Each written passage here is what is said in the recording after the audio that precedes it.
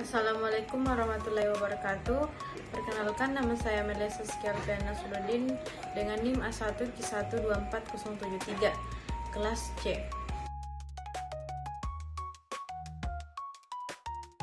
Baik, di sini saya akan mereview salah satu kasus dugaan pengoplosan Pertamax dengan Pertalite oleh PT Pertamina Patraniaga di tahun 2025 ini. Kasus dugaan korupsi dalam tata kelola minyak mentah dan produk kilang pada PT Pertamina Subholding dan kontraktor pada periode 2018 hingga 2023 menjadi sorotan publik setelah munculnya dugaan bahwa PT Pertamina Patraniaga melakukan pengoplosan antara Pertalite RON 90 dengan Pertamax RON 92. Dugaan ini mengemukan setelah Kejaksaan Agung mengungkapkan adanya praktik blending atau pencampuran bahan bakar di depo penyimpanan yang dilakukan tidak sesuai prosedur dan berpotensi merugikan negara hingga 193,7 triliun. Dari kronologi dan dugaan pelanggaran, menurut keterangan resmi Kejaksaan Agung, tersangka RS selaku Direktur Utama PT Pertamina Patraniaga melakukan pembelian bahan bakar RON 90 Pertalite namun dicatat atau dibayar sebagai pembelian RON 92 Pertamax. Setelah itu dilakukan proses pencampuran di depo untuk menghasilkan produk dengan kadar oktan lebih tinggi. Praktik ini dinilai melanggar standar operasional dan regulasi distribusi bahan bakar minyak karena yang pertama itu tidak adanya izin resmi untuk melakukan blending BBM dalam skala tersebut. Kedua, mengakibatkan ketidaksesuaian antara spesifikasi produk yang dijual dan yang dilaporkan secara administratif. Ketiga, merugikan negara dan masyarakat karena adanya perbedaan nilai ekonomi antara Pertalite dan Pertamax.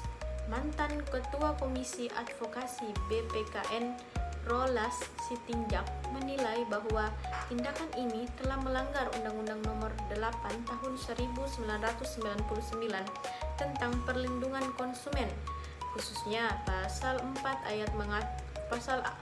yang mengatur hak konsumen untuk memperoleh informasi yang benar, jelas, dan jujur mengenai kondisi barang atau jasa. Dalam konteks ini, masyarakat sebagai pengguna BBM telah mempercayakan pemenuhan kebutuhan energinya kepada pemerintah melalui Pertamina.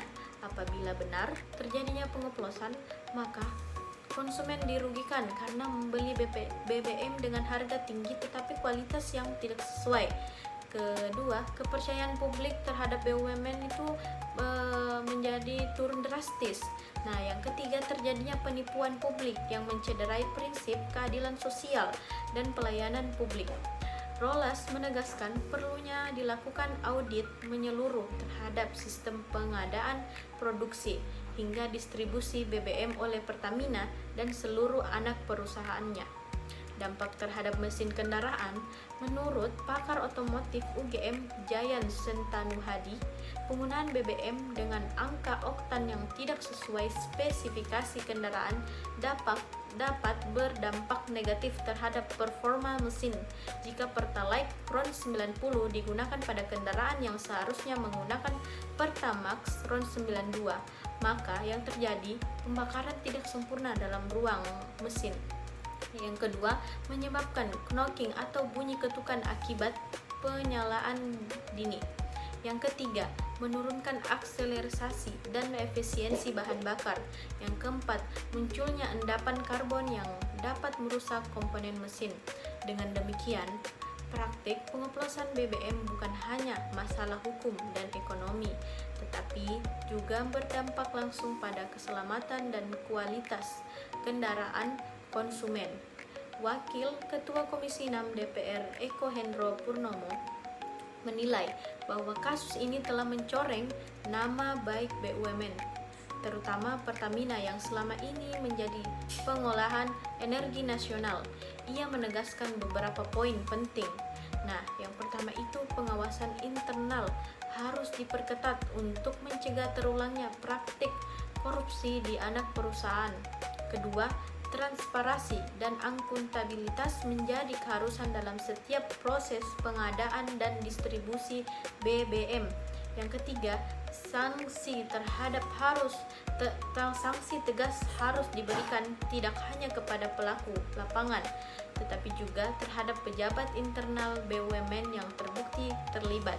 Kasus ini menjadi pelajaran pentingnya bahwa manajemen BUMN harus berorientasi pada integritas dan pelayanan publik, bukan sekedar keuntungan. Nah, respon resmi Pertamina menanggapi tuduhan tersebut. Corporate Communication Pertamina, Fajar De Joko Santoso, menegaskan bahwa tidak ada praktik pengoplosan BBM sebagaimana diberitakan. Menurutnya, isu yang dipermasalahkan oleh Kejaksaan Agung bukanlah pengoplosan, melainkan perbedaan administrasi antara pembelian RON 90 dan RON 92. Pertamina memastikan bahwa Pertamax yang beredar di masyarakat sudah sesuai dengan spesifikasi yang ditentukan. Selain itu, Pertamina menyatakan kesiapannya untuk bekerja sama dengan aparat penegak hukum dalam proses penyelidikan, sembari tetap menjamin distribusi energi kepada masyarakat berjalan normal. Nah, kesimpulannya, kasus dugaan pengoplosan Pertamax dengan Pertalite mencerminkan kompleksitas tata kelola energi nasional yang membutuhkan transparansi, pengawasan, dan integritas tinggi. Meskipun Pertamina membantah tudingan tersebut, penyelidikan yang dilakukan oleh Kejaksaan Agung menjadi momentum penting untuk memperbaiki sistem pengawasan internal BUMN dan menegakkan prinsip akuntabilitas publik.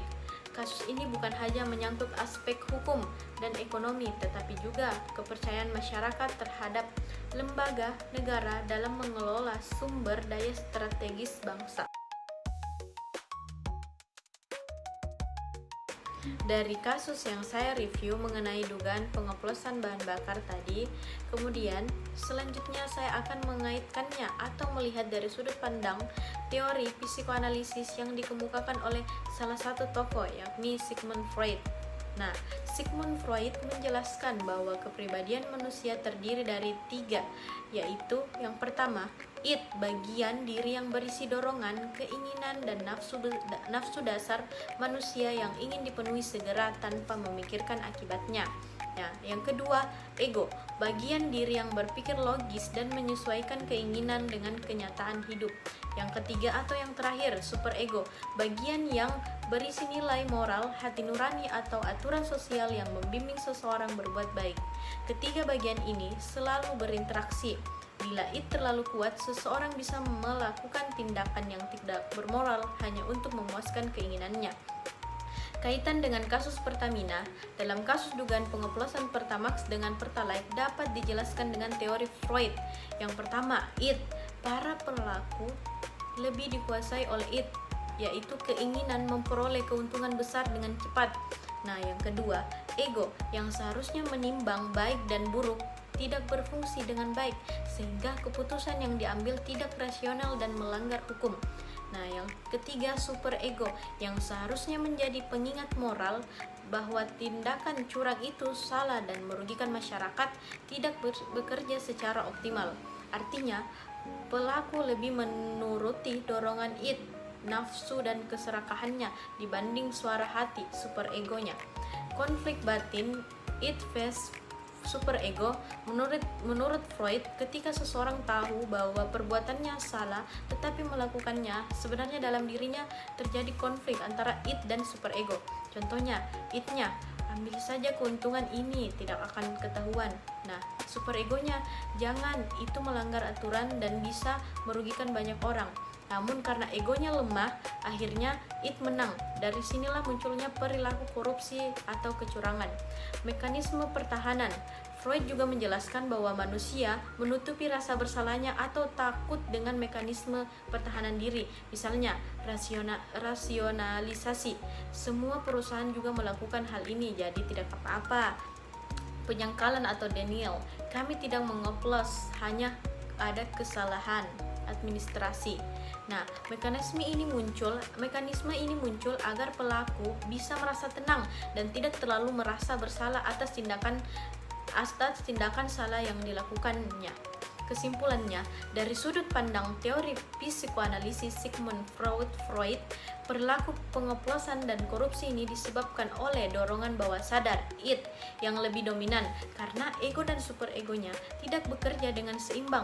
Pelaku kehilangan kendali moral dan etika. Mereka lebih mengutamakan keuntungan pribadi daripada tanggung jawab sosial.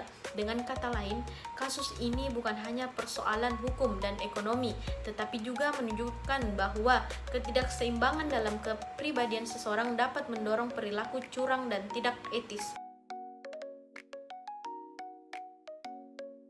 Mungkin itu saja yang bisa saya sampaikan dari hasil mereview kasus korupsi. Lebih dan kurangnya mohon dimaafkan. Wassalamualaikum warahmatullahi wabarakatuh.